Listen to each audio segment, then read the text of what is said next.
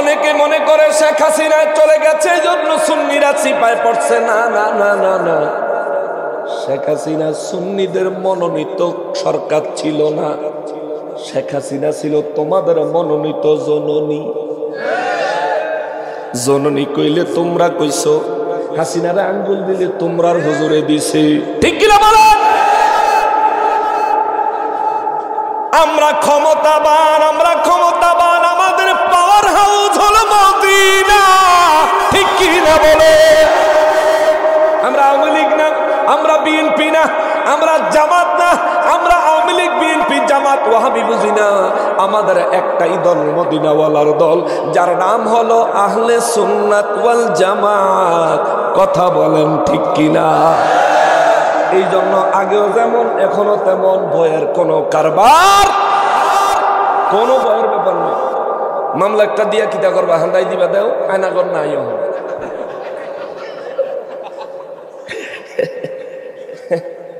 তাহেরের মামলা দিছে, মামলা দিয়ে হান্দাইতে পারছে না, পারে নাই, ইনশাল্লাহ পারবো না। এই তো মামলার ডর, শেখ হাসিনা থাকতো ওরা আমদারে দেখাইছে। ফেসবুকে পোস্ট দিছে 116 জন আলেমের নাম তারা শেখ হাসিনার কাছে দিতে আছে আমাদের রাষ্ট্রীয়ভাবে দমন করানোর লেগে। 3 নম্বর না 4 নম্বরে আমার নাম দিছে। তো পরে প্রধানমন্ত্রীর দপ্তরে দিছে, আর এটা হালাই দিছে, খবর আছে আমাদের কাছে। এই যে ফালাইয়া দিছে, এটা আল্লাহ এবং তার রাসূলের ইশারা, ঠিক কিনা বলে? তুই বুঝলি না ব্যাখ্যা?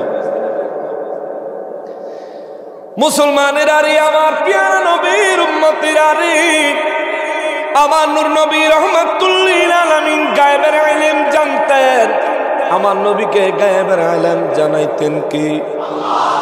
এই জন্য আমরা বলি, আমাদের আকীদা, আমাদের বিশ্বাস হলো আমার নবীকে আল্লাহ যেটুকু ইলম জানিয়েছেন এইটুকু ইলম নবী জানতেন। আল্লাহ নবীকে যে ইলমগুলো জানাইছেন এই ইলমগুলোর নাম হলো ইলমে গায়েব। যে ইলমগুলো নবীকে ছাড়া আর কাউরে আমার আল্লাহ জানান নাই। অতএব নবীর কাছে গায়েবের ইলম দিয়েছেন কে? এই জন্য আমরা বলি নবী গায়েব জানেন। কোন গায়েব? যে গায়েব আল্লাহ নবীরে জানাইছে, ঠিক কিনা বলেন? অতএব যারা বলো নবীর আল্লাহ যতটুকু জানাইছে নবী এতটুকু জানে, কিন্তু পরের লাইন যে বলো নবী ইলমে গায়েব জানে না, ভাই তোমার আগের লাইন আর পরের লাইন মিলে না, আগের কথা পরের কথা মিলে না। আল্লাহ নবীরে যেটুকু জানাইছেন এটা তো গায়েবের নাকি? এটা গায়েবের ইলম। তুমি যেন কও নবী গায়েব জানে না, তোমার দ্বারা এটা খাওয়া সম্ভব, এটা বলা সম্ভব, কারণ তোমার মাথায় গিলু নাই। কি নাই? গিলু নাই। যদি তোমরার মাথায় গিলু থাকতো, মুতালেব সালেহি তোমরা স্টেজে খাড়াইয়া মুতালেব সালেহি একটা আসলা বাস দিল 19 বার বেলে সব কওমি আলেমদেরকে চাপা দিয়া হারাইছে। এটা হইন না হেরাই কয়, ঠিক? আজিব ব্যাপার। কোনানে ঠিক, কোনানে ব্যাঠিক, কোন জায়গায় নিজেদের পক্ষে যায় আর কোন জায়গায় নিজেদের বিরুদ্ধে যায়, এটা বুঝার ক্ষমতা যাদের নাই, নবীর ইলমে গায়েব তোমরা বুঝবা না, এটা আমরা বুঝছি, ঠিক কিনা বলেন? স্বাভাবিক বিষয়, অস্বাভাবিক কিছু। মুতালেব সালেহ কইল 19 বার সাফা দিয়ে হারাইছে। এটার প্রমাণ হইল কিতে? যে কওমের কাছে এলেমও নাই, সাফাও নাই। অথচ আমরা কখনো তাদেরকে এইভাবে মূল্যায়ন করি না, আমরা তাদেরকে আলেম মূল্যায়ন করি। এই জন্য তাদের সঙ্গে যে কোনো আকীদাগত বিষয় হোক, মাসলা মাসাইলের বিষয় হোক, আমরা তাদেরকে মোনাজারায় ডাকি, অর্থাৎ কোরআন সুন্নাত তর্ক মজলিসে ডাকি। তাদেরকে আমরা ডাকি যে আসেন, হয় আমরা আমাদেরকে বুঝান, নাইলে আপনারা বুঝান। কিন্তু মুতালেব সালেহি যখন কইল সাফা দিয়ে আমরা করে 19 বার হারাইছে, আবার আপনাদের লোকেরাই যখন ঠিক কইয়া স্বীকৃতি দিল, এই মুস্তাকুন নবী সব যখন আপত্তি করলো না, অন্যান্য সব আলেমরা যখন আপত্তি করলো না, তার মানে বোঝা যায় পাবলিকের ঠিকও ঠিক, মোতালেবের বাসও ঠিক, সাফা দিয়া হারাইছেও ঠিক, হেরার কাছে কোনো পুঁজি নাই, এটাও ঠিক। এটা হ্যাগো কথাটা আমরা কইলাম, এটা আমরার কথা না। মুসলমানেরা রে, আমার প্যারা নবী নূর নবী রাহমাতুল লিল আলামিনের দরবারে সাহাবায়ে কেরাম জিজ্ঞেস করলেন, নবী গো, রব্বুল ইজ্জত বললেন, ইদা জুলজিলাতিল আরদু, যখন জমিনটা কেঁপে উঠবে, ইয়া রাসূলুল্লাহ এটা কখন, এটা কখন, এটা কখন? নবীর ইলমে গায়েবের কথা বললে অনেক লম্বা হবে, যাব না সেদিকে। সাহাবায়ে কেরাম বলেন, হুজুর কখন? আমার নবী বলেন, সাহাবীরা রে, আল্লাহ তো কইছে যখন, কখনের কথা তো আল্লাহ কয় নাই। আমার নবী রাহমাতুল লিল আলামিনের দরবারে সাহাবায়ে কেরাম বলেন, নবী গো, ও দয়াল নবীজি, আমরা জানি যখনের খবর দিছে আল্লাহ, কখনের খবর আপনার ভিতরে রিজার্ভ আছে। জোরে বলেন সুবহানাল্লাহ। আপনার ভিতরে কখনের খবর রিজার্ভ আছে। যেমন আমি গাড়ি চালায় আসলাম, গাড়ির তেল শেষ হয়ে গেল, 100 কিলোমিটার চলবে, এরকম কিছু তেল গাড়িতে রিজার্ভ থাকে। গাড়িতে 100 কিলো চলার মতন তেল রিজার্ভ থাকে, যাতে করে তেল শেষ হয়ে গেলেও কোনো তেলের পাম্পে যায়া তেল নেওয়ার মতন গাড়ি চলে। দুনিয়ার মানুষ গাড়ি বানাইলো, রিজার্ভ সিস্টেম দিয়া দিল। আর রব্বুল ইজ্জত দুনিয়ার খালিক, দুনিয়ার মালিক, সৃষ্টি জগতের সৃষ্টিকর্তা, তিনি তার প্রিয় বন্ধু, প্রিয় হাবিব রাহমাতুল লিল আলামিন বানাইলো। আমার নূর নবী রাহমাতুল লিল আলামিনেরও তিনি রিজার্ভ সেন্টার দিলেন। রিজার্ভ সেন্টারে আল্লাহ কিছু নবীজির জন্য সমস্ত ইলম রিজার্ভ সেন্টারে জমা রাখলেন। জমা রাখার পরে এবার জিবরাইল আমিন রে আল্লাহ ওহী দিয়া পাঠায়, জিবরাইল যাও, কাফ নিয়ে যাও। আমি এটা ইমামে রব্বানি দরবারে আলোচনা করছিলাম, আলোচনাটা মোটামুটি ভাইরাল হয়েছে, অনেকে দেখছে। আল্লাহ জিবরাইল রে কয়, জিবরাইল কাফ নিয়ে যাও। জিবরাইল আমিনে কয়, হুজুর যদি পড়তেন কাফ, নবী কয়, আলিম তো আমি আগেই জানি। সুবহানাল্লাহ। জিবরাইল আমিন সিদরাতুল মুনতাহায়, আল্লাহ কয় হ্যাঁ নিয়ে যাও। জিবরাইল কয়, হুজুর ও আল্লাহ, আগের দায়িত্ব পড়ে না। আল্লাহ কয় লইয়া যা, তুই ফিয়নের মতন থাক, পড়ছে না পড়ছে তোর জানানোর দরকার আছে নি? পাঠাইছি আমি আমার হাবিবের কাছে, তুই ফিয়ন খালি নিয়ে দিবি, পড়লো কি পড়লো না এটা আমার ব্যাপার, আমার হাবিবের ব্যাপার। জোরে কোন আল্লাহু আকবার। কাফ হা ইয়া আইন সাদ, এই 5 হরফের ওহী নিয়ে 5 বার আসলো। আমার নবী 5 বার বললেন, আলিম তু, আমি জানি, আমি জানি, আমি আগেই জানি। নবী আগেই জানি কেমনে বললেন? ওই যে আল্লাহ নবীর রিজার্ভ রাখছে, নবীর অন্তর মোবারকে রিজার্ভ রাখছে।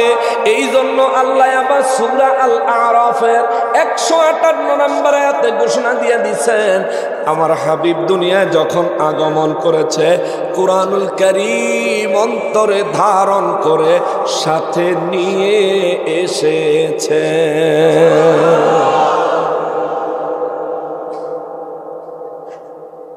এই জন্য সাহাবায়ে কেরাম বলেন, নবী গো, ও দয়াল নবীজি, জানতে চাই গো নবীজি, কখন দুনিয়াটা কেঁপে উঠবে? আমার নবী বলেন, কিয়ামতের দিন। হুজুর কিয়ামতের দিন, কিয়ামত কবে হবে? নবী বলেন, কিয়ামত কবে হবে তোমাদেরকে পরে জানাবো। সুবহানাল্লাহ। জানি না, নবী বলেন নাই, বুঝছেন? জানি না, নবী বলেন নাই। নবী বললেন, কিয়ামত কখন হবে তোমাদেরকে পরে জানাবো। সাহাবায়ে কেরাম নবীজির এক কথা মেনে গেলেন। কিছুদিন পার হয়ে গেল, হঠাৎ করে একদিন আমার নবীজি হুজরা মুবারক থেকে বের হলেন। রাস্তায় যাওয়ার পরে দেখলেন 2 জন সাহাবী একজন আর একজনের সাথে একটু তর্ক লাগছে, কথা কাটাকাটি লাগছে। আবার আমাগো মতন না, কথার আগে গালি, মুখের আগে হাত, এরকম কিছু না। 2 ভাই একজনের সাথে আরেকজনের কথা একটু কাটাকাটি হয়েছে। নবীজি রাহমাতুল লিল আলামিন সেখানে হাজির হয়েছেন। 2 জনে একসাথে নবীর সালাম দিয়া 2 জনে নবীর খেদমতে চুপ করে দাঁড়ায় গেছে, ঝগড়া করে না। আমার নবী রাহমাতুল লিল আলামিন বলেন, সাহাবীরা রে, রব্বুল ইজ্জতের দরবার থেকে অনুমতি নিয়ে আসছিলাম, তোমাদেরকে কিয়ামতের সংবাদ দিব। তবে তোমাদের এই অবস্থা দেখা আমার অন্তর থেকে এই মুহূর্তে আমার আল্লাহ কিয়ামতের খবর উঠায় নিছে। আমার আল্লাহ এই মুহূর্তে কিয়ামতের খবর উঠায় নিছে। বুঝছেন? আমার আল্লাহ এই মুহূর্তে আমার অন্তর মুবারক থেকে কিয়ামতের খবর উঠায় নিছেন। তার মানে ওই মুহূর্তের আগে নবীর অন্তরে কিয়ামতের খবর ছিল কি ছিল না? এটা কি কই আছে? পকেটে। কোথায়? পকেটে আছে। এইমাত্র বাহির করলাম, এইমাত্র বাহির করলাম। বাহির করার আগে কোথায় ছিল? এইমাত্র বাহির করছি দেখা যদি কোন জীবনেও আপনার পকেটে আসিল না, বুদ্ধিমানের কথা হবে না, বোকার। নবী রাহমাতুল লিল আলামিন বলেন এইমাত্র আমার আল্লাহ আমার অন্তর থেকে উঠাইয়া নিছেন। কিয়ামত কবে হবে তোমাদেরকে বলা যাবে না। দুই সাহাবী নবীজির খেদমতে দাঁড়ায় গেলেন, নবীজির কদম মোবারক জড়ায় ধরলেন।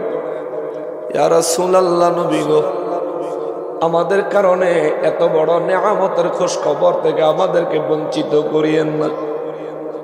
ইয়া রাসূলুল্লাহ, আপনার কদম মোবারকে পড়ি গো নবী, আমাদের কারণে যদি মুসলিম উম্মাহ এত বড় খবর থেকে বেখবর হয়ে যায়, এত বড় ইলমে গায়েবের সন্ধান থেকে যদি মুসলিম উম্মাহ মাহরুম হয়ে যায়, ইয়া রাসূলুল্লাহ, আমরা নিজেদেরকে ক্ষমা করতে পারবো না।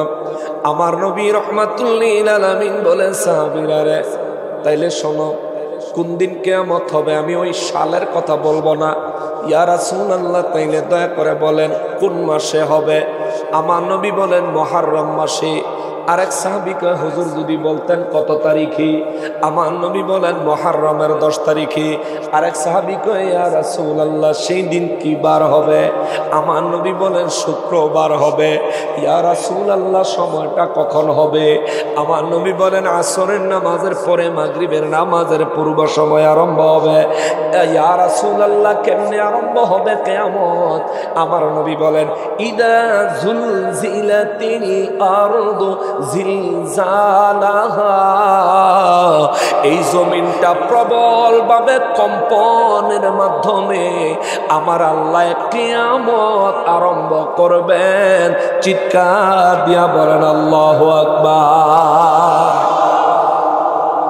যে নবী কিয়ামত কখন হবে, কোন সময়, কোন বারে, কোন তারিখে, কোন মাসে, এই খবর যে নবী জানেন, কোন সালে হবে এই খবর আমার নবীকে জানাইছেন কি? যদি মানেন আপনার লাভ, যদি না মানেন আপনার ক্ষতি। আমার কিছু আসা যায় না, শুধু বাস্তবতা তুলে ধরলাম। শোনেন, নবী রাহমাতুল লিল আলামিন বললেন, সাহাবীরা রে, ইদা, আল্লাহ বলেছেন যখন, আর আমি বলছি কখন? মুহররম মাসে 10 তারিখে শুক্রবারে আসরের নামাজের পরে মাগরিবের আগে দিয়ে আরম্ভ হবে। আল্লাহ রাব্বুল ইজ্জত কয়, নবী গো, কিয়ামত আরম্ভ হবে কিভাবে তাদেরকে খবর দেন। একদিকে ইসরাফিল ফেরেশতা বাঁশি ফু দিবে, ভিন্ন দিকে ইদা যুলজিলাতিল আরদু জিলজালাহা, জমিনটা কাঁপতে থাকবে। ও নবী, দুনিয়ায় যখন ভূমিকম্প হয়, দুনিয়ার মজবুত বিল্ডিং গুলি দাঁড়ায় থাকে, নড়বড়ে বিল্ডিং গুলি ভেঙে ধসে পড়ে যায়।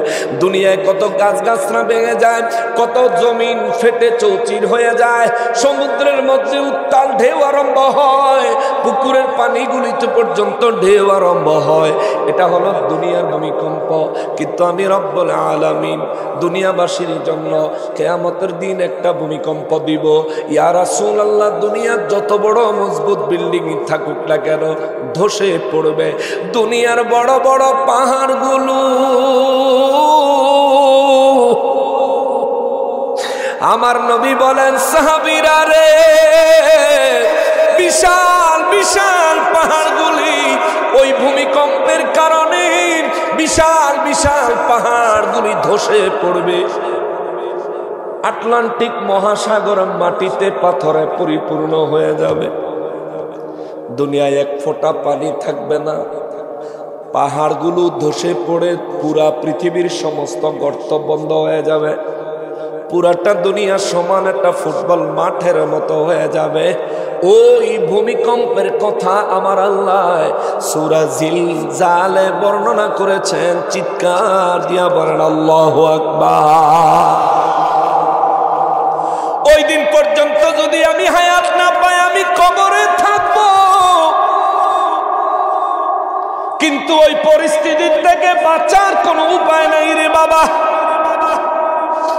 নূর নবী রাহমাতুল্লিল আলামিন বলেন, যারা বেঁচে আছে তারাও সেদিন এই মুসিবত দেখবে, যারা ইন্তেকাল করেছেন তারাও সেদিন এই মুসিবত দেখবে। সাহাবায়ে কেরাম বলেন, নবী গো, এত বড় পাহাড়, বিশাল বিশাল পাহাড় বুঝি জমিনের সাথে মিলে যাবে? আমার নবী বলেন, হ্যাঁ। সাহাবায়ে কেরামের কান্না আরম্ভ হয়ে গেল। ইয়া রাসূলুল্লাহ, ওই মুহূর্তে যারা কবরবাসী তারাও বুঝি এই পরিস্থিতির সম্মুখীন হবে? আমার নবী বললেন, হ্যাঁ। নবীজিকে সাহাবায়ে কেরাম জিজ্ঞেস করলেন, হুজুর, ওই পরিস্থিতির সম্পর্কে কবরবাসীরা কেমনে সম্মুখীন হবে? নবী রাহমাতুল্লিল আলামিনের আমার আল্লাহ কয়, নবী গো, আমি জানায় দিচ্ছি, আপনি শুধু শোনায় দেন। আল্লাহ বলেন, বিসমিল্লাহির রহমানির রহিম, ওয়া আখরাজাতিল আরদু আসফালাহা।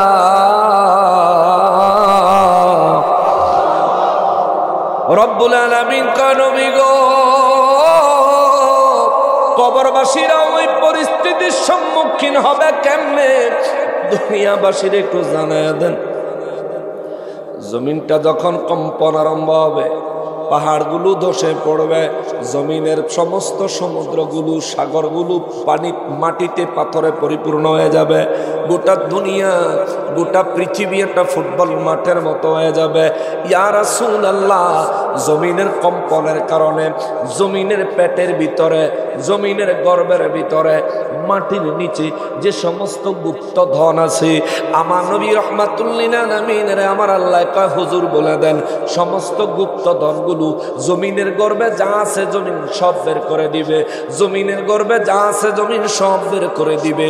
ও মুসলমান, এর মুসলমানের আরি, শাহরাস্তির মানুষ, আপনাদের ঘরে মাঝে মধ্যে মা বোনেরা চাউলের থেকে পাথর বাছে না? চালের থেকে ভাত রান্নার আগে পাথর বাছে না? পাথর দেখবেন কুলার মধ্যে লইয়া, ডালার মধ্যে পাথর, চাল লইয়া, চাল পাথর মিশ্রিত চাল ডালার মধ্যে, কুলার মধ্যে লইয়া মা বোনেরা দেখবেন এটা নাড়া দেয়। নাড়া দিলে আস্তে আস্তে চালগুলো নিচে চলে যায়, পাথরগুলো উপরে ভেসে ওঠে, ঠিক না? পাথরগুলো আস্তে আস্তে উপরে ভেসে ওঠে, ভেসে উঠলে বাছাই করে ফেলে। আল্লাহ কয়, নবী গো, ওয়া আখরাজাতিল আরদু আসফালাহা, জমিন তার গর্ভে যা আছে সব বের করে দিবে, সব বের করে দিবে, সব বের করে দিবে। সাহাবায়ে কেরাম বলেন, নবী গো, ও রাহমাতুল্লিল আলামিন, জমিন তার গর্ভ থেকে কি কি বের করবে? ইয়া রাসূলুল্লাহ, আমরা একটু জানতে চাই। চিৎকার দিয়া বলেন আল্লাহু আকবার। আল্লাহ শুধু বলছেন, ওয়া আখরাজাতিল আরদু, জমিন তার গর্ভ থেকে সবকিছু আসফালাহা বের করে দিবে। ওয়া আখরাজাতিল আরদু, জমিন বের করে দিবে। আসফালাহা, তার গর্ভ থেকে যা আছে, তার ভিতরে যা আছে সব বের করে দিবে। আল্লাহ কিন্তু কয় নাই জমিন তার গর্ভ থেকে কি কি বের করবেন। আল্লাহ শুধু বলেছেন তার গর্ভ থেকে সব বের করে দিবে। সাহাবায়ে কেরাম, এখানেও আমার নবীর গায়েবের আলেমের একটা প্রমাণ। এখানেও আমার নবীর উপর সাহাবায়ে কেরামের আকীদা, সাহাবায়ে কেরামের বিশ্বাস কেমন মজবুত ছিল। নবীর ইলমে গায়েবের উপর সাহাবায়ে কেরামের ধারণা, সাহাবায়ে কেরামের বিশ্বাস কেমন ছিল দেখেন। সাহাবীরা কয়, নবী গো, রব্বুল আলামিন তো বললেন জমিন তার গর্ভ থেকে সব বের করে দিবে। ইয়া রাসূলুল্লাহ, জমিন তার গর্ভ থেকে কোন কোন জিনিসগুলো বের করে দিবে?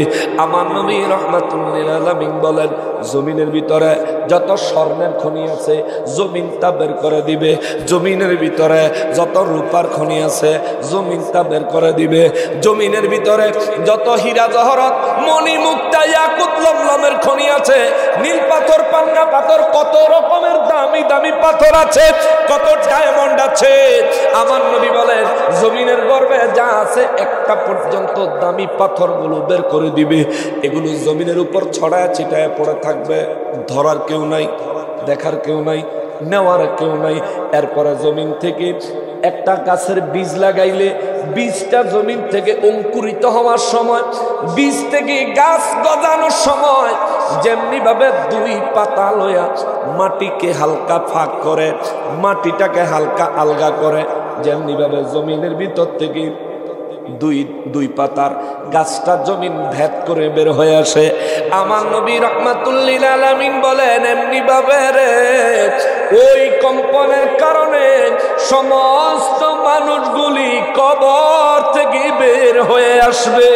আল্লাহু আকবার। সেই দিন যদি আপনি কবরে থাকেন আপনিও বের হয়ে আসবেন, সেদিন আমিও কবরে থাকবো, আমিও বের হয়ে আসব। নবী বলেন মানুষগুলো যখন বের হয়ে আসবে, বের হয়ে আসার পর চতুর্দিকে দেখবে হীরা জহরত মণি মুক্তা সোনা রূপা সব পড়ে আছে, ধরেন না কেউ নাই। আর আমার নবী রাহমাতুল লিল আলামিন বলেন উম্মত রে, এরে উম্মত, কবরে ঢুকার আগে নিজের জীবনের গুনাহগুলি মাফ করাইয়া যাইও, জীবনের মতো তওবা করে কবরে যাইও। নবী বলেন জীবনের মতো জনমের মতো তওবা করে কবরে যাইও। আমি নবীরে আমার আল্লাহ গুনাহ থেকে হেফাজত করেছেন। আমি নবীর কোনো গুনাহ ইতিপূর্বে হয় নাই, বর্তমানে হচ্ছে না, ভবিষ্যতে হবে না বলে আল্লাহ নিজে কোরআনে গ্যারান্টি দিয়েছে। তবুও আমি নবী রাহমাতুল লিল আলামিন দিনে 70 বার থেকে আরম্ভ করে 100 বার পর্যন্ত আমি নবীজি তওবা করে থাকি। খুব প্রতিদিন আমি নবী 70 বার, কমপক্ষে সর্বোচ্চ 100 বার আমি নবী তওবা করে থাকি। এরে উম্মত, তোমরা তওবা করিও। আমি যে তওবাগুলো করি এগুলো আমার জন্য করি না, আমি এই তওবাগুলি আমার ওই সমস্ত উম্মতদের জন্য করি যে সমস্ত উম্মতেরা দুনিয়ার হায়াতে জিন্দেগিতে গুনাহের জন্য বারবার তওবা করত, কিন্তু মৌতের সময় যখন হাজির হয়ে গেছে ওই সময় তার অজান্তে তার আমলনামায় কিছু গুনাহ রয়ে গেছে, যে গুনাহগুলির জন্য সে তওবা করবে তার মনেও নাই, জানাও নাই, তওবা করতে পারে নাই। আমার নবী রাহমাতুল লিল আলামিন বলেন আমি নবী রাহমাতুল লিল আলামিন নিজে দৈনিক 70 থেকে 100 বার তওবা করি, যাতে করে আমার এই উম্মতগুলি মওতের সময় আমি নবীর তওবার খাতিরে আমার আল্লাহ তাদেরকে ঈমানি মওত দান করে। জোরে বলেন সুবহানাল্লাহ। এই জন্য শায়ের কত চমৎকার করে লিখেছেন, ওরে কবর হাসর পুলসিরাতে কোনো আপন পাবি না, ওরে কবর হাসর পুলসিরাতে কোনো আপন পাবি না, যে জন পাবি সে জন হবে শাহে মদিনা, শাহে মদিনা। উম্মতের কষ্ট নবী, উম্মতের কষ্ট নবী সইতে পারেন না, যে জন হবে আপনা সে তো মদিনা, যে জন হবে আপনা। ঠিক কিনা বলে? ওরে এই দুনিয়ার আপন জনা আজকে আছে কালকে নাই, এই দুনিয়ার আপন জনা আজকে আছে কালকে। দয়াল নবী মায়ার নবী আপনা সদায়, আপনা এমন আপন নবী, এমন আপন নবী যার নাই উপমা, যে জন হবে আপনা সে তো মদিনা। বলেন যে জন হবে নিজের জন্যে দয়াল নবী একটু কাঁদেন নাই, ওরে নিজের জন্যে দয়াল নবী একটু কাঁদেন নাই।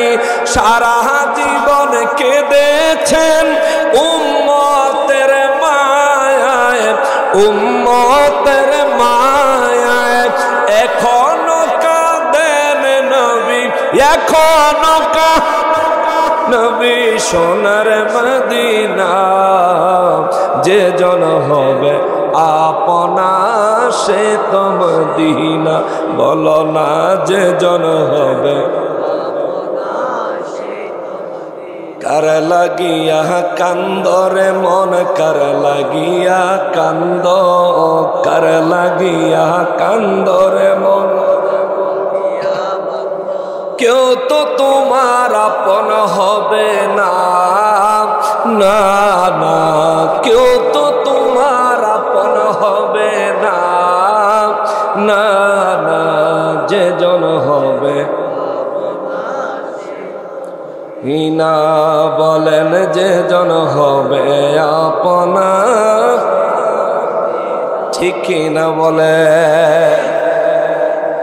মুসলমানেরা রে, আমার প্যারা নবীর উম্মতেরা রে, আমার মতো গুনাহগার মওতের সময় গুনাহের কারণে যাতে ঈমান হারা হয়ে মৃত্যু না হয়, আমাদের মতো গুনাহগারেরা কবরে যাতে গুনাহের কারণে মুসিবতে পড়তে না হয়, আমার নূর নবী রাহমাতুল লিল আলামিনের জন্য আমরা যেন মিজানের কাছে গুনাহের কারণে মুসিবতে পড়তে না হয়, আমরা যেন পুলসিরাতের কাছে গুনাহের কারণে মুসিবতে পড়তে না হয়, এই জন্য আমার নূর নবী রাহমাতুল লিল আলামিন আমাদের জন্য দৈনিক 70 থেকে 100 বার নবী তওবা করতেন।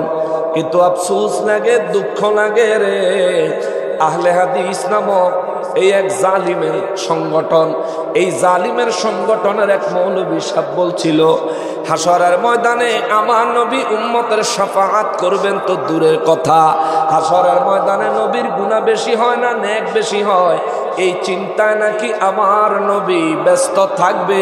জোরে কর নাউযুবিল্লাহ। এই কথা আমাদের দেশে এই ধরনের কথা যে ব্যক্তি বলল তার কথা কি বিশ্বাসযোগ্য, মেনে নেওয়া যায়?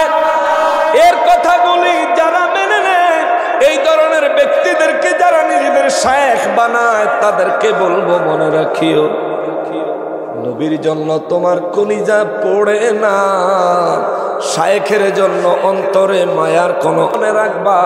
নবীর ক্ষেত্রে আইসা তুমি যেহেতু ইনসাফ প্রতিষ্ঠা করে নাই, হাসরে নবীর সুপারিশ তোমার নসিব হবে না, তোমার শায়েখেরও নসিব হবে না। আর হাসরের ময়দান থেকে যে ব্যক্তি রাসূলুল্লাহ সাল্লাল্লাহু আলাইহি ওয়াসাল্লামের শাফাআত ছাড়া জান্নাতে যাওয়ার চেষ্টা করবে, মনে রাখিও পুলসিরাতের উপর থেকে তোমার ঠিকানা হবে নিচের দিকে জাহান্নামে। কথা বলেন ঠিক কিনা? রব্বুল আলামিন কুরআনুল কারীমে বারবার নবীর সঙ্গে দুশমনীকে জুলুম বলেছেন, যারা দুশমনী করে তাদেরকে জালিম বলেছেন। আল্লাহ বারবার বলেছেন ওয়াল্লাহু লা ইয়াহদিল কওমাজ জালিমিন, নবীর সঙ্গে দুশমনী করনে वाला যেই জালিম, ওলির সাথে দুশমনী করনে वाला যেই জালিম, এই জালিমদেরকে আমি আল্লাহ কখনো হেদায়েত দিব তাহলে ওই ভালো হইব এমন কোনো আশা করা যায় না।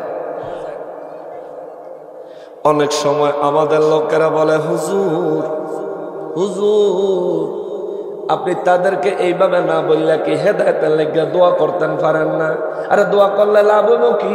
1450 বছর আগে আল্লাহ কইয়া দিছে ওয়াল্লাহু লা ইয়াহদিল কওমাজ জালিমিন। আল্লাহ কইছে আমি আল্লাহ হইলাম ওই আল্লাহ, লা ইয়াহদিল কওমাজ জালিমিন। এই কওমে জালিম, জালিমের গোষ্ঠী, জালিম সম্প্রদায়, এদেরকে আমি আল্লাহ কখনো হেদায়েত দিব না। ঘোষণা কার? আমি যদি দোয়া করি কার কাছে করব? আল্লাহ তো আগেই কইয়া দিছে আমি একরে হেদায়েত দিতাম। তো দোয়া করলে কি লাভ হইব না লোকসান হইব? উদাউদি সময় নষ্ট, সময় নষ্ট। আমাদের চাঁদপুর অঞ্চলে লাভ হইব না লস হইব? কেমন? তবুও তাদের জন্য আল্লাহর দরবারে ফরিয়াদ করি, মালিক মক্কায় কত কাফের বেঈমানের ঈমান দিছো, আমাদের দেশে এদেরকে ঈমান দাও। জোরে কোন আমিন। আল্লাহ দুনিয়ায় কত ইহুদি খ্রিস্টান হেদায়েত পাইলো, আল্লাহ আপনি দয়া করে এদেরকে হেদায়েত দেন। কিন্তু এদের হেদায়েতের অবস্থা বেশি ভালো দেখি না। টঙ্গী নিজে গো পিছনে নিজের আগুন লাগাইয়া দিছে। ওরা এত হিংস্র হইছে রে, নিজের ভাইকেও নিজে ছাড় দেয় না। নিজের ভাইয়ের ব্যাপারেও তারা হলো উগ্র, নিজের ভাইয়ের সঙ্গেও তারা জঙ্গিদের মতো আচরণ করে। নাইলে টঙ্গীর ইজতেমা দেখেন, আমার আল্লাহ এইবার বাংলাদেশের মানুষের একটা দৃষ্টান্ত দেখাইয়া দিছে। এখনো যদি বাঙালি তোমার আকল না আসে, তাইলে আর কোনোদিন আকল আসবে আশা করা যায় না। টঙ্গীও ইজতেমা হইছে, আবার দাওয়াতে ইসলামের আশিয়ান সিটিতেও ইজতেমা হইছে। ইজতেমায় মারামারি পারাপারি দেখা ইজতেমার মানুষ আশিয়ান সিটিতে দাওয়াতে ইসলামের ইজতেমায় আইছে। যারাই আইছে তারাই কয় টঙ্গীর ইজতেমা শুধু ডিলা কুলুব ছাড়া কিছু নাই। দাওয়াতে ইসলামের সুন্নিদের এই ইজতেমার মধ্যে নবীর প্রেম, আল্লাহর তাকওয়া ছাড়া কিছু না। ঠিক কিনা বলো? আল্লাহ বাস্তব প্রমাণ দেখা দিছে। নবী বলেছেন, শোনো, মুসলমান হলো একটা দেহের মতো। একজন মুসলমান কষ্ট পাইলে সমস্ত মুসলমান কষ্ট পাবে। এখন আমরার কথা বাদ, তারা তো আমরা কি মনে করে তারাই ভালো না, কিন্তু হেরা নিজেরা নিজেদের ভাইদেরকে তো মুসলমান মনে করে, তাই না? তো তোরা নিজেরা নিজেদের ভাইগুলার এমনি কোবাইলি, মাইরা ফালা করে লাই। এক দেশ সময়রা লাশ বেলে কোনানে হালাই রাখছে, পরে লাগাই দিছে আগুন। ওমা, একই অবস্থা। বাংলাদেশের অন্তর্বর্তীকালীন সরকারের কাছে দাবি জানাই, আগামী বছর থেকে তাবলীগওয়ালাদেরকে টঙ্গীর ইজতেমা থেকে সরায়া সুন্নিদেরকে ইজতেমা করার সুযোগ দেওয়া হোক। একটা গন্ডগোল হবে না, ঠিক কিনা বলে? একটা গন্ডগোল হবে না, গ্যারান্টি দেন। আমরা এই ফোনতে টেহালিয়া দান্দা করি না, আমরা নবীর প্রেমের জন্য নিজের জীবন দেওয়ার জন্য দাঁড়িয়ে যাই। মানুষের সেবা করি, খেদমত করি, মানুষকে খাওয়াই, দাওয়াত দেই, এটা আমাদের স্বভাব, অভ্যাস। আমরা মানুষের প্রাণ কাইরা নেওয়ার অভ্যাস নাই। অন্তর্বর্তীকালীন সরকারকে বলবো এবং পরবর্তী সরকার যারা আইবেন এগারো কইয়া রাখলাম অ্যাডভান্স, টঙ্গীর ময়দান আমরা দেন, ঠিক আছে না? আমাদের মুরব্বীরারে আমি অনুরোধ করব, আমাদের মুরব্বীরারে যেন টঙ্গী ইজতেমার ময়দান আগামী বছর সরকারের কাছ থেকে আমরা যেন ইজতেমা করার সুযোগ পাই। তার জন্য সরকারের কাছে আপনারা নথিপত্র, আবেদনপত্র জমা দিবেন। সরকার যদি না দেয়, সরকারের ব্যাপার, আমরা তো আবেদন করতেই পারি নাকি? কারণ টঙ্গী কোনো বাংলাদেশের বাইরে না, এটা বাংলাদেশের ভিতরে। যেহেতু বাংলাদেশের ভিতরে, আমিও বাংলাদেশের মানুষ। ওই ইজতেমা যারা তাবলীগওয়ালারা করতেছে, হেরা ওই দেশের নাগরিক, আমরা ওই দেশের নাগরিক। হেরা প্রত্যেক বছর করব, আমরা এক বছরও করতে পারতাম না, এটা তো হইতে পারে না। এত বছর 11 সুযোগ দিয়েছেন, রেজাল্ট হয়েছে কুবারে কুবা, ঠিক না? এটা হয়েছে রেজাল্ট। আর আমরা দিয়ে দেখেন 200 বছর আমরা 200 বছর দিবেন টঙ্গীর ইস্তেমা, 200 বছর পরে যাইও দেখবেন আরে সুন্নিদের এখানে শুধু হামদ হয়, নাত হয়, নবীর প্রেমের আলোচনা হয়, মানুষের চোখের পানি ঝরে, মানুষ ইবাদত গুজারি হয়, নবীর প্রেমিক হয়। ঠিক কিনা বলে? এ মুসলমানেরা রে, আমার প্যারা নবীর উম্মতেরা রে, নূর নবী রাহমাতুল লিল আলামিন বলেন, উম্মত তওবা করিও, তওবা করিও, তওবা করিও। আমাদের গুনাহ আছে না নাই? জোরে বলেন আছে না নাই? গুনাহ থেকে তওবা করতে হবে। আমার নবী রাহমাতুল লিল আলামিন বলেন, উম্মত রে, এরে উম্মত, মৌতের সময় তোমাদের ঈমান যেন নসিব হয়, শয়তান যেন তোমাদেরকে ধোঁকা না দিতে পারে। এই জন্য আমি নবী দৈনিক 70 থেকে 100 বার তোমাদের জন্য অ্যাডভান্স তওবা আমি আল্লাহর দরবারে জমা দিয়ে রাখছি। তারপরেও আমি নবীর প্রেম লইয়া, প্রেমের ঈমান লইয়া, আখলিস দীনাকা, তোমার ঈমানটা যদি খালেস করতে পারো, মজবুত করতে পারো, আমি নবীজির প্রেম দিয়া যদি পরিপূর্ণ করতে পারো, আমার নবী বলেন তোমার ইন্তেকালের সময় তোমার সামনে আজরাইল হাজির হওয়ার আগে আমি নবী হাজির হয়ে যাব। কেননা মানুষ মারা যাওয়ার সময় শয়তান হাজির হয় মানুষের ঈমান হরণ করার জন্য, ঈমান মানুষের নষ্ট করার জন্য। ইবলিস শয়তানে ওয়াসওয়াসা দেয় মৃত্যুর সময়ে। এ মুসলমানেরা রে, তওবার কথা কেন তুললাম? তওবার কথা তোলার কারণ হলো নবী বলেন, ওয়া আখরাজাতিল আরদু আসকালাহা, আল্লাহ যে বলেছেন জমিনে যখন কম্পন আরম্ভ হবে, জমিনের ভিতর থেকে সমস্ত মানুষের লাশ সহ সমস্ত কিছু জমিন বের করে দিবে, মানুষগুলো কবর থেকে বের হবে। কিন্তু যারা বড় পাপী, যার পাপ যত বেশি, যার গুনাহ যত বেশি, এ বাবা কথাটা মনোযোগ দিয়ে শোনেন, নবী বলেন যার গুনাহ যত বেশি তার জন্য তত বিশাল দেহের একটা লোক তার যে জায়গায় দাফন করা হয়েছে তার কবরের সামনে দাঁড়ায় থাকবে। এই লোকটার দেহ যেমন বিশাল, তার চেহারা হবে বিকট। দুনিয়ার কোনো মানুষ যদি এই ধরনের চেহারা এবং এই ধরনের দেহের কোনো ব্যক্তি, দুনিয়ার কোনো মানুষ যদি দেখত, এক পলকে মানুষ মৃত্যুবরণ করত। আবার যদি তারে প্রাণ দেওয়া হইতো, পুনরায় উঠে তারে এক পলক দেখা মাত্র মৃত্যুবরণ করত। আমার নবী বলেন এত ভয়ঙ্কর চেহারার একটা লোক, এত বিশাল দেহের একটা লোক গুনাহগার পাপীর কবরের পারে দাঁড়ায় থাকবে।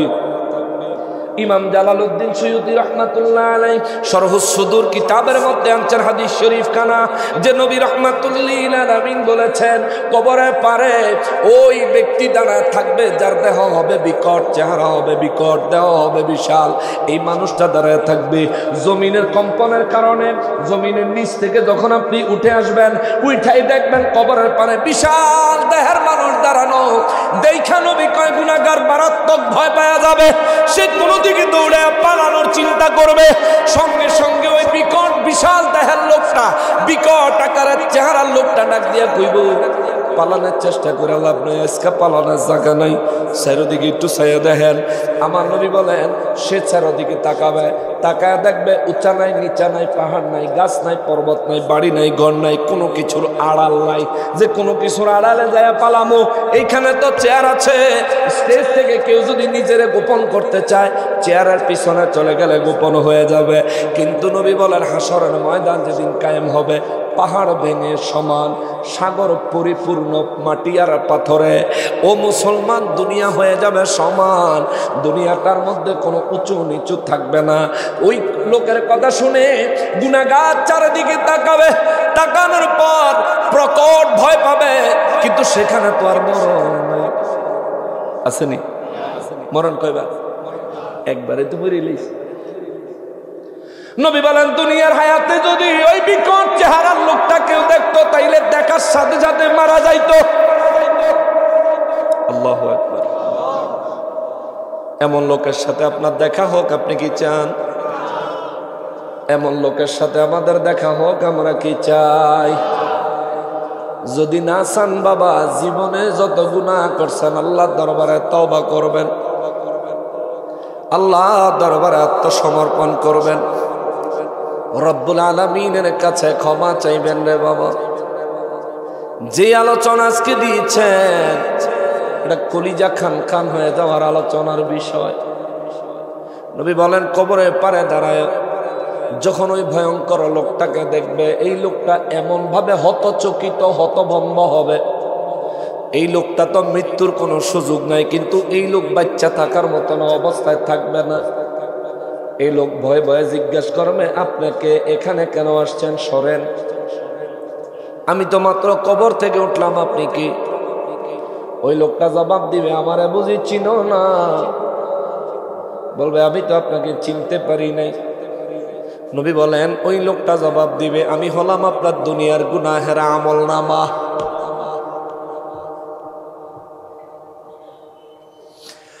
নবী রাহমাতুল লিল আলামিন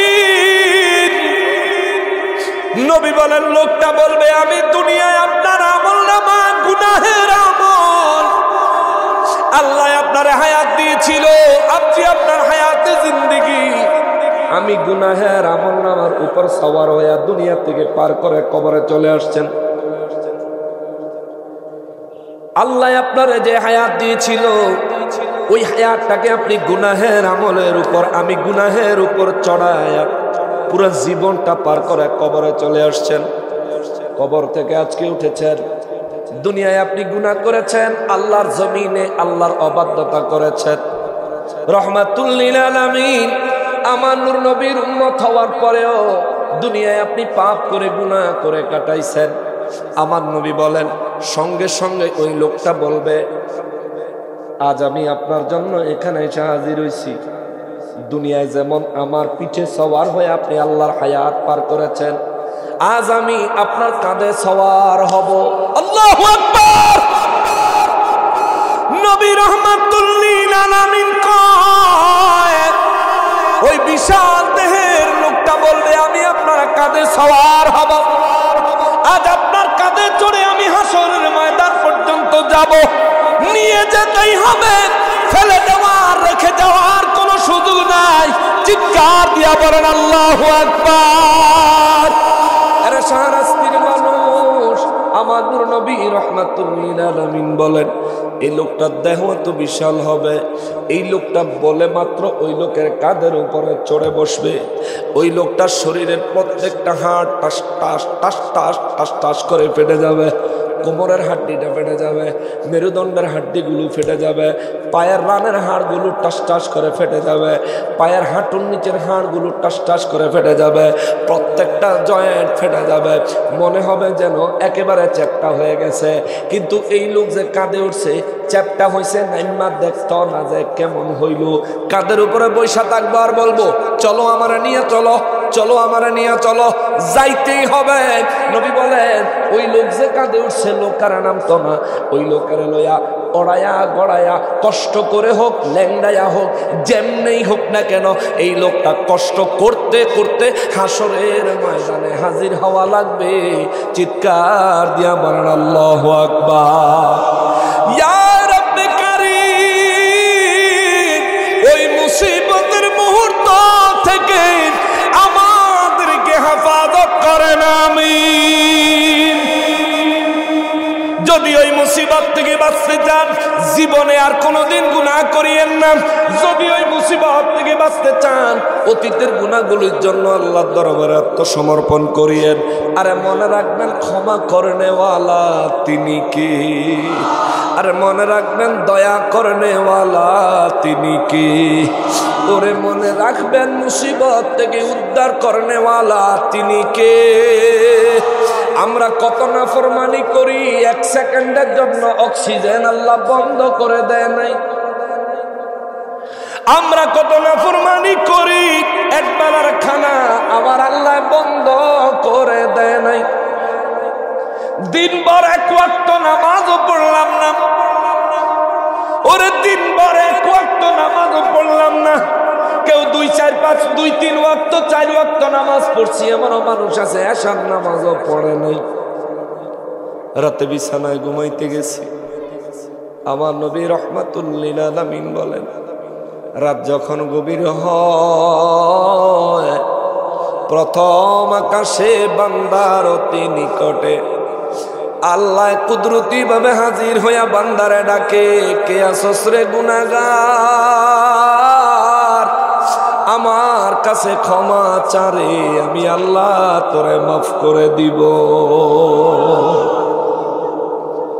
অথচ ওই সময় আমরা কেউ ঘুমাই, ওই সময় আমরা কেউ টেলিভিশন দেখি, ওই সময় আমরা কেউ মোবাইলে ফেসবুক চালাই, ইউটিউব চালাই, সিনেমা দেখি, ওই সময় আমরা দুনিয়ার মজ মাস্তি নিয়ে মত্ত থাকি, ওই সময় আমরা দুনিয়ার রং তামাশা নিয়ে ব্যস্ত থাকি।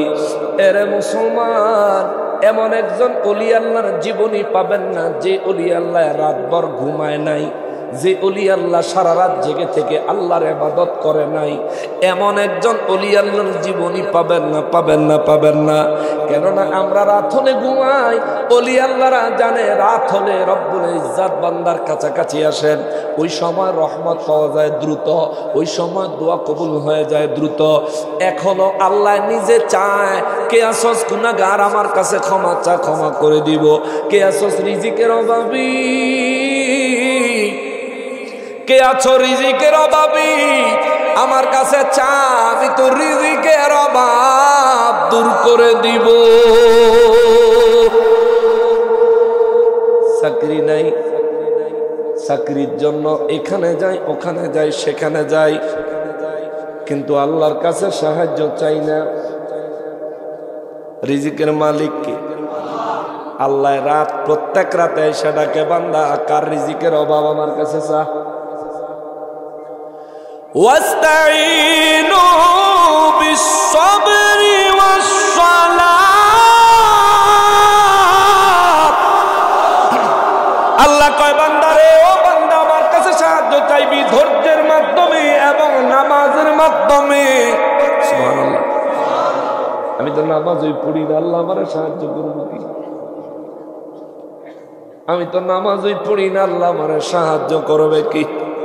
ওরে বাবারে,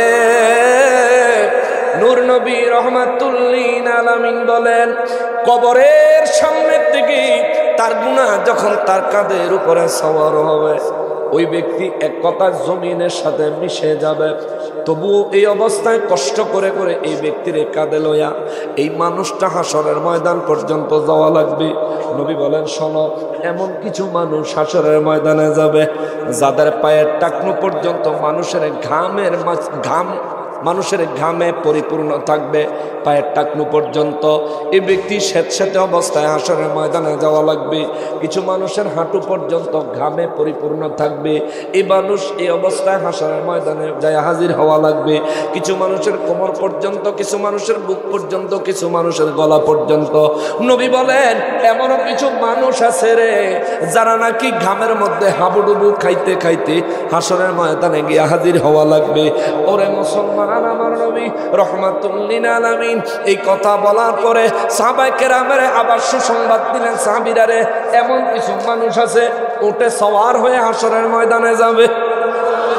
আল্লাহু আকবার। সাহাবীরা কয়, নবী গো, কোন মানুষগুলি উটের উপর সওয়ার হয়ে হাসরের ময়দানে যাবে? নবী বলেন, দুনিয়ায় যারা আল্লাহ সন্তুষ্টির জন্য উট কুরবানি করেছে। সুবহানাল্লাহ। দুনিয়ায় যারা ছাগল আল্লাহ সন্তুষ্টির জন্য কুরবানি করেছে, তারা ছাগলে সওয়ার হয়ে যাবে। যারা গরু কুরবানি করেছে, তারা গরুর পিঠে সওয়ার হয়ে যাবে। এইভাবে যারা নাকি কুরবানিও করেছে আল্লাহ সন্তুষ্টির জন্যে, নেক আমলও করেছে আল্লাহ সন্তুষ্টির জন্যে, বারবার তওবা করে করে নিজের জীবনের গুনাহ কমায়া হাসরের ময়দানে উঠবে, কিয়ামতের দিন উঠবে। আমার নবী বলেন, এই মানুষগুলো কেউ একজনে ওটের উপর সওয়ার, সিঙ্গেল, একেবারে পার্সোনাল প্রাইভেট গাড়ির মতো একা একা ওটে চড়ে হাসরের ময়দানে যাবে। কেউ বা 2 জন উঠবে, কেউ বা 3 জন উঠবে, কেউ বা 5 জন উঠবে, কেউ বা 7 জন উঠবে। সাহাবীরা কয়, হুজুর 7 জন এক ওটে কেমনে হবে? আমার নবী কয়, সাহাবীরা রে, হাসরের ময়দান থাকবে আল্লাহর নিয়ন্ত্রণে, হাসরের ময়দান থাকবে আমি নবীজির সুপারিশের নিয়ন্ত্রণে। হাসরের ময়দানে যাদের জন্য ওটের সওয়ারি আল্লাহ ব্যবস্থা করবে, ওরা তো সব আল্লাহর প্রিয় বান্দা, ওরা তো সব আল্লাহর মকবুল বান্দা। উট বানাইছে আল্লাহ, ওই তাদের উপর খুশিও হয়েছে আল্লাহ। উট তাদেরকে বহন করার জন্য তাদের কবরের পাশে পাঠাইছে আল্লাহ। অতএব উটের এমন সাইজ দিয়া আল্লাহ বানাইব যাতে করে তারা 7 জন উটে সওয়ার হইলেও আরামে যাইতে পাহাড়ে। জোরে বলেন আল্লাহু আকবার। নূর নবী রাহমাতুল্লিল আলামিন বলেন, মানুষগুলো কবর থেকে যখন বের হবে, ইয়াউমা ইযিন তুহাদ্দিসু আখবারাহা,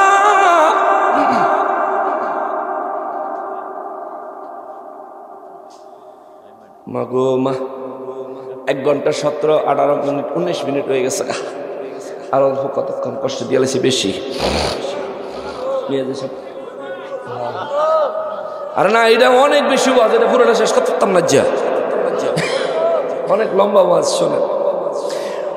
মহান রব্বুল ইজ্জত বলেন, আচ্ছা সেটা পুরো সূরা শেষ না করলে, এটা এমন ভাবে লাগানো, মানে 8টা আয়াতের সূরা, তো এই 8টা আয়াতের তাফসীর একটার সাথে একটা এমন ভাবে সামঞ্জস্যপূর্ণ যে পুরাটা শেষ না করলে কোনো কলিজা জ্বালা মিটতো না।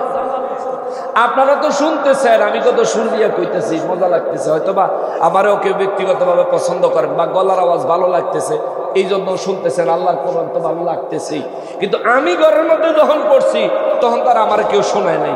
আমি যখন এটা তাফসীর করছি, আমি এটা থুইয়া ভাত খাইতে উঠতে পারি নাই। মানে এত মজা, এতটা সামঞ্জস্যপূর্ণ। আরে ভাত পেটে কেমনে যাইব